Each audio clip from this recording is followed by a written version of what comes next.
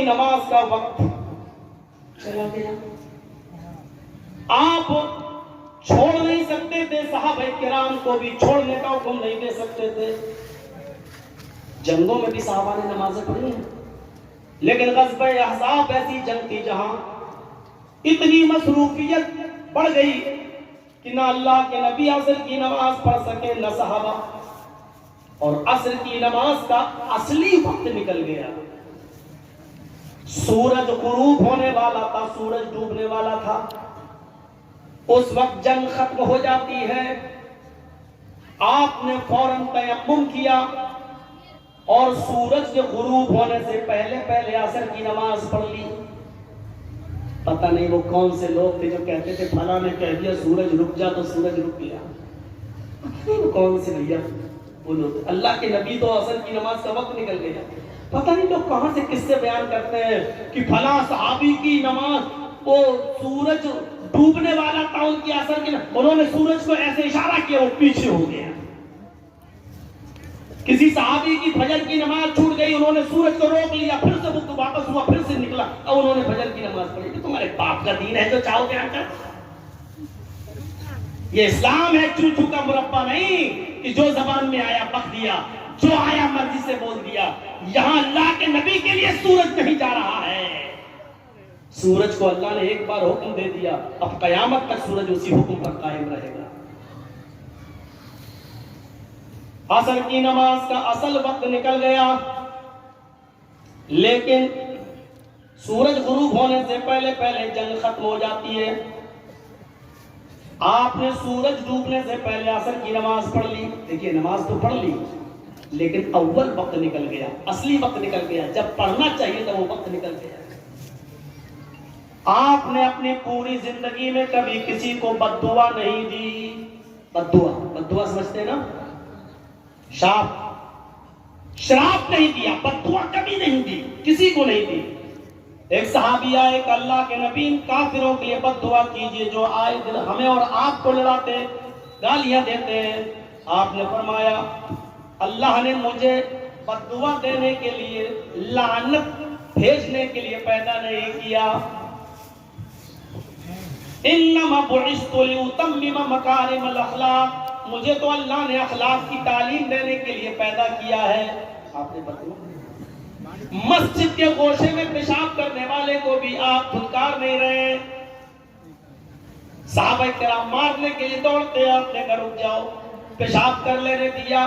اس کو بلایا, ایک صحابی سے کہا اس کے پیشاب پر پانی ڈال لو.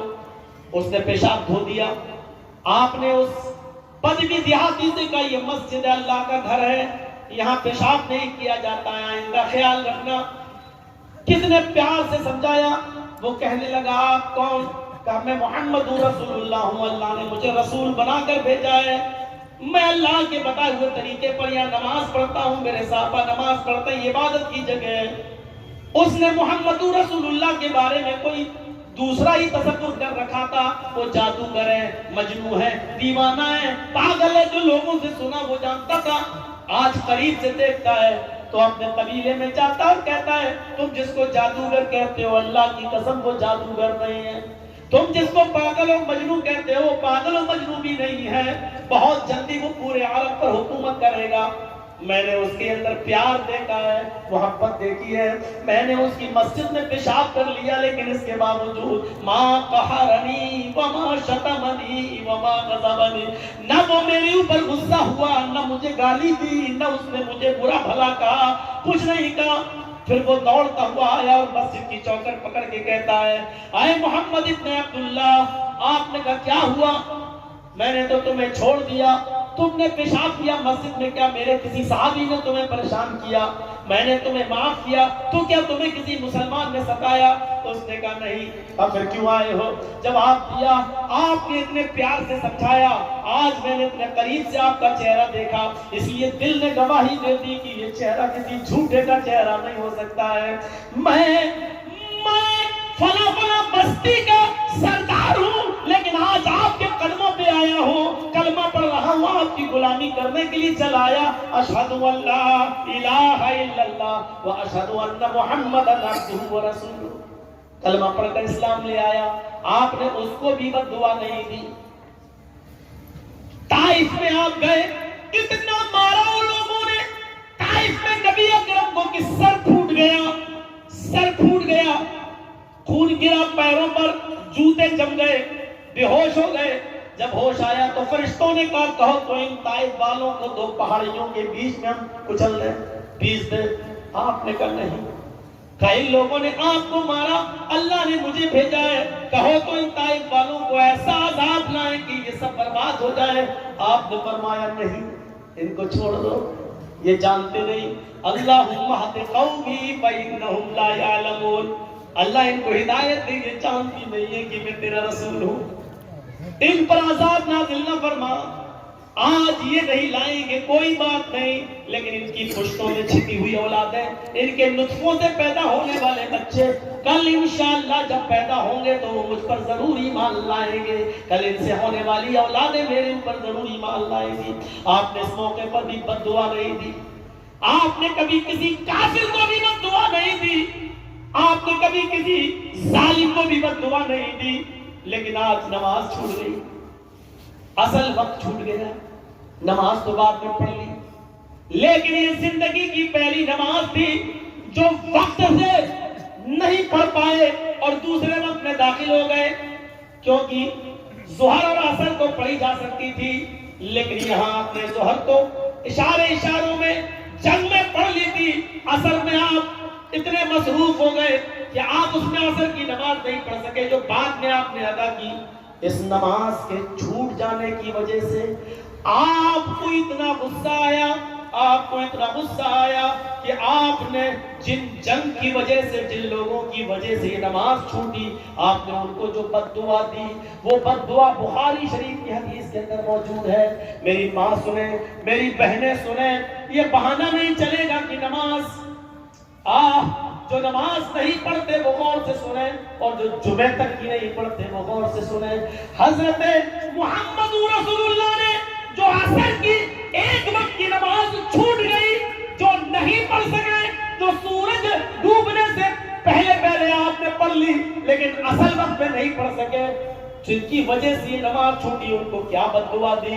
پڑھیے بخاری، اللہ کے نبی کی زبان سے یہ بد دعائیت جملے نکلتے ہیں، یہ ورڈز نکلتے ہیں، مَلَأَ اللَّهُ بُيُوتَهُمْ وَقُبُورَهُمْ نَارًا كَمَا حَبَسُونَا وَشَغَلُونَا عَنِ الصَّلَاةِ الْوُسْطَىٰ۔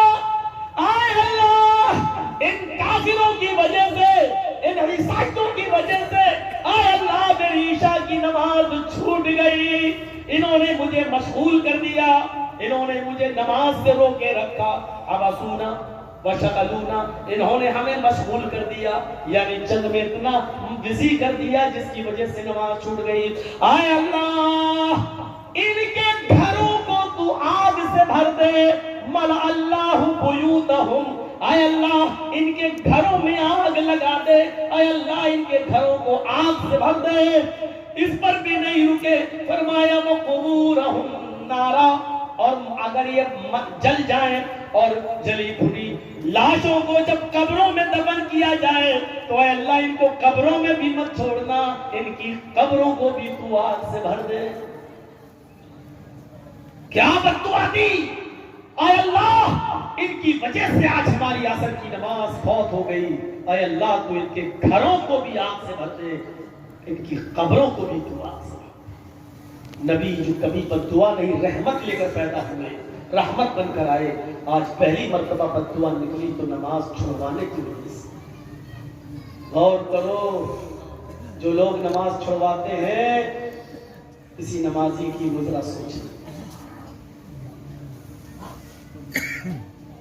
ہم نماز پڑھ رہے ہیں، 5 وقت کی نمازی ہیں، اور آپ کی شادی میں گئے اور آپ جان بوجھ کے لیٹ کرتے چلے جا رہے ہیں، ہم نہیں پڑھ پا رہے ہیں نماز، تو وہ غور کریں کہ آپ کی وجہ سے دوسرے کی نماز چھوٹ گئی، اور کس بد دعا کی مستحق ہے، اور نبی کی بد دعا۔ سوچئے نبی کی بد دعا۔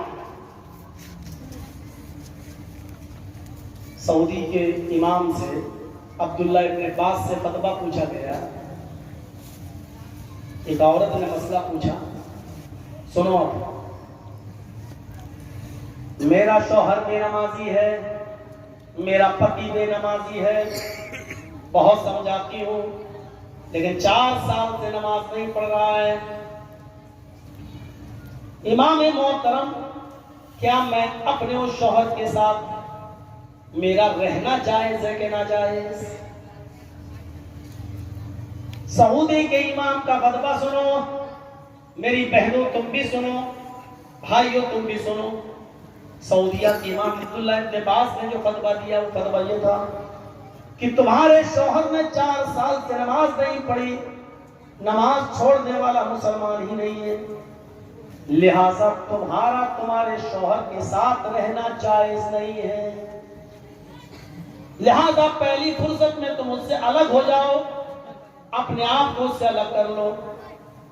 اس کو تھوڑا سمجھاؤ، اگر 2-4 مہینے سمجھانے کے بعد وہ مان جائے تو ٹھیک، اور نہ مانے تو تم اس سے بالکل علیحدگی اختیار کر لو۔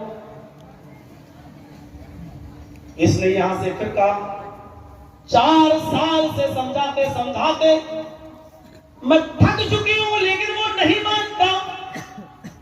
وہاں سے پھر فتویٰ آیا کہ تم چھوڑ دو، تم اس کے ساتھ نہیں رہ سکتی ہو، تمہارا اس کے ساتھ رہنا جائز نہیں۔